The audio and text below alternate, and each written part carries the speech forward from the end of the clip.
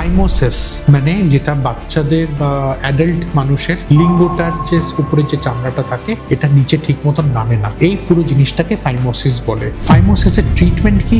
Circumcision মানে উপরে যে চামড়াটা হয় এটাকে আমরা কেটে বাদ করে দিই।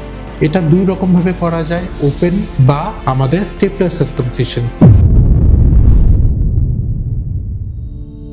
Hello, doctor Sourav Dhar, consultant general laparoscopic GI surgeon, Shri Mandir, Mukta nursing home, Siliguri. আমাদের মা বাবাদের কাছে এটা সাজেশন থাকে, ছেলে বাচ্চাদের যখনই ইভেন জন্মের পর থেকে ওদের জন্য লিঙ্গের চামড়াটার উপর যেটা চামড়াটা থাকে ওটা যেন প্রত্যেকদিন স্নান করার সময় পুরোটা নামানো হয়। নামিয়ে ভিতরে নোংরা জমে, যেটাকে ইংলিশে স্মেগমা বলে, এটা কিন্তু ক্যান্সারাস। তো এটা যেন না জমতে পারে, তো প্রত্যেক দিন বা প্রত্যেক 2 দিন 3 দিনে একবার জন্য মা বাবারা বাচ্চাদের এই লিঙ্গটার যে চামড়াটা হয় এটা প্রত্যেকদিন টেনে যেন খুলে এই জায়গাটার জন্য সাবান জল দিয়ে পরিষ্কার করা হয়, আবার জন্য লিঙ্গর চামড়াটা বন্ধ করে দেয়। এটা যদি রেগুলার ভাবে করা যায় তাহলে আপনারা সার্জারি থেকে বাঁচতে পারবেন। না হলে যদি এটা না করা হয়, চামড়াটা যত বড় হয় বাচ্চা, চামড়াটা মোটা হয়ে যায়, আর তারপরে দেখা যায় যে আমাদের সার্জারি করতে হচ্ছে বা সার্কামসিশন করতে হচ্ছে। অ্যাডাল্টসরা কিভাবে বাঁচতে পারে সার্কামসিশন থেকে? ইউজুয়ালি কি হয়, যদি সুগার বা ডায়াবেটিস হয় তাহলে দেখা যায় যে পেচ্ছাপের মুখটা মোটা হয়ে যাচ্ছে, ওই জায়গাটা কেটে যাচ্ছে বা চুল করছে,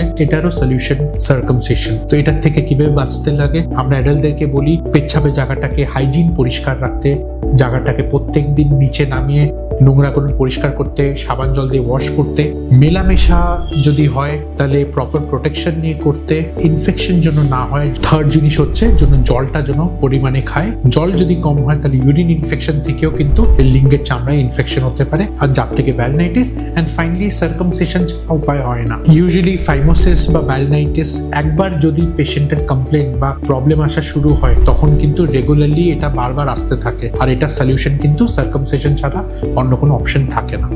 থ্যাংক ইউ।